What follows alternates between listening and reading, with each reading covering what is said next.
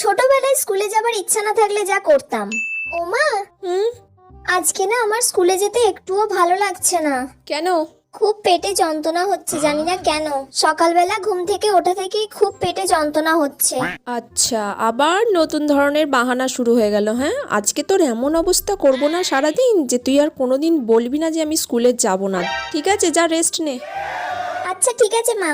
এই মানা, টিফিন হয়ে গেছে, খেয়ে নিবি চল। আজকে টিফিনে কি খাবো গো মা? কাঁচকলা সিদ্ধ আর মুড়ি।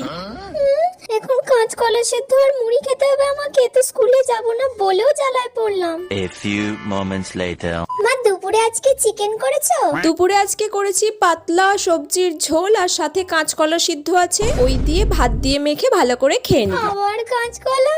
সাথে শশাও দেবো।